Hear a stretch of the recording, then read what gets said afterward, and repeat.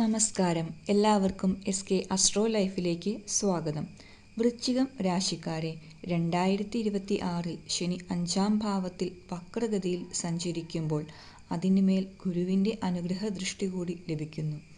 അതുകൊണ്ട് ആദ്യം ഭയപ്പെടേണ്ട സാഹചര്യമല്ല ഇത്.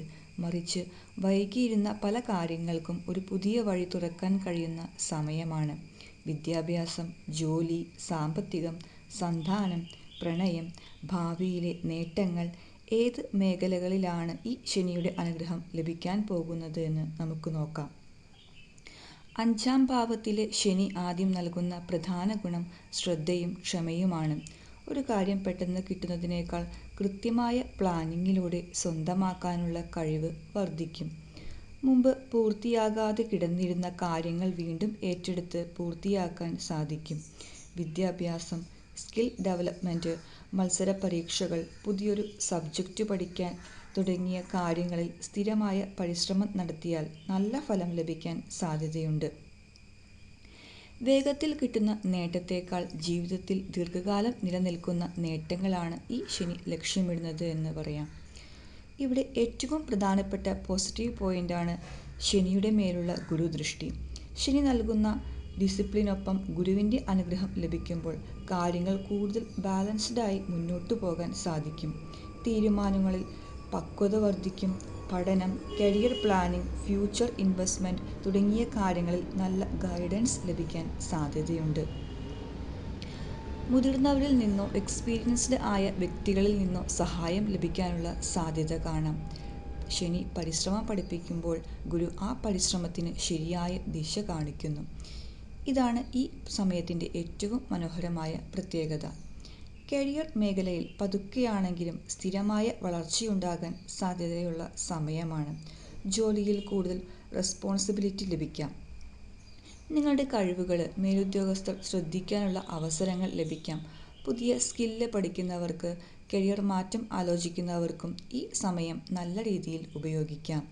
സാമ്പത്തികമായി പെട്ടെന്ന് വലിയ നേട്ടം എന്നതിനേക്കാൾ സേവിങ്സ് വർദ്ധിപ്പിക്കാനും സാമ്പത്തിക അടിത്തറ ശക്തമാക്കാനും കഴിയുന്ന സമയമായി കാണാം.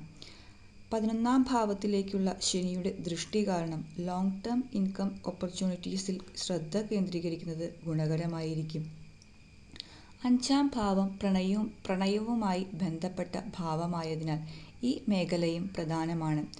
ബന്ധങ്ങളിൽ കൂടുതൽ പക്വത വരാം. സീരിയസ് റിലേഷൻഷിപ്പ് ഉള്ളവർ ഭാവിയെക്കുറിച്ച് കൂടുതൽ വ്യക്തമായ തീരുമാനങ്ങളിലേക്ക് എത്താൻ സാധ്യതയുണ്ട്. ഗുരുവിൻ്റെ അനുഗ്രഹം കൂടിയുള്ളതിനാൽ പരസ്പരം മനസ്സിലാക്കാനും റിലേഷൻഷിപ്പ് കൂടുതൽ മെച്യൂർ ആക്കാനുമുള്ള അവസരം ലഭിക്കാം. വിവാഹം ആലോചിക്കുന്നവർക്ക് കുടുംബത്തിൻ്റെ പിന്തുണയോടെ കാര്യങ്ങൾ മുന്നോട്ട് കൊണ്ടുപോകാൻ കഴിയുന്ന സാഹചര്യം ഉണ്ടാകാം. ഒരു കാര്യം ഓർമ്മപ്പെടുത്താണ്, ഈ ചാനലൊന്ന് സബ്സ്ക്രൈബ് കൂടി ചെയ്യണേ. വിദ്യാർത്ഥികൾക്ക് ഈ സമയം വളരെ പ്രയോജനകരമായി ഉപയോഗിക്കാം. മത്സര പരീക്ഷകൾ, ഹയർ സ്റ്റഡീസ്, പ്രൊഫഷണൽ കോഴ്സസ് തുടങ്ങിയവയ്ക്ക് കൂടുതൽ ശ്രദ്ധ കൊടുക്കാൻ കഴിയുന്ന സമയമാണ്. സന്താന കാര്യങ്ങളിൽ ആഗ്രഹിക്കുന്നവർക്ക് ഗുരുദൃഷ്ടി ഒരു വലിയ പോസിറ്റീവ് ഫാക്ടറായി കാണാം. എന്നാൽ വ്യക്തിഗത ജാതകത്തിലെ 5-ാം ഭാവം, 5-ാം അധിപൻ, ഗുരു തുടങ്ങിയ കൂടി പരിശോധിച്ചാണ് വ്യക്തമായ സന്താനഫലം പറയേണ്ടത്. രാഹു 4-ാം ഭാവത്തിൽ വരുന്നതിനാൽ വീട് മാറ്റുക, പുതിയ സ്ഥലം അന്വേഷിക്കുക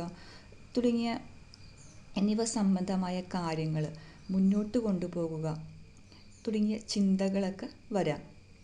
പുതിയ ടെക്നോളജി ഉപയോഗിച്ച് വീട്ടിൽ മാറ്റങ്ങൾ വരുത്താനും ജീവിതശൈലിയിൽ പുതിയൊരു രീതിയിലേക്ക് മാറാനും സാധ്യതയുണ്ട്. അതിനാൽ രാഹുവിനെ ഇവിടെ ഭയമായി മാത്രം കാണേണ്ടതില്ല. ശരിയായ പ്ലാനിംഗ് ഉണ്ടെങ്കിൽ പുതിയൊരു ജീവിത സാഹചര്യത്തിലേക്ക് മാറാനുള്ള മോട്ടിവേഷനായി ഇതിനെ ഉപയോഗിക്കാം. വേഗത്തിൽ ഫലം കിട്ടാത്തതിൻ്റെ പേരിൽ ശ്രമം ഉപേക്ഷിക്കരുത്.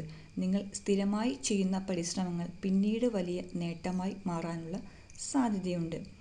2026 ഡിസംബർ 11 വരെയുള്ള ഈ സമയം ഫ്യൂച്ചർ ഫൗണ്ടേഷൻ ശക്തമാക്കാനുള്ള അവസരമായി ഉപയോഗിക്കുക.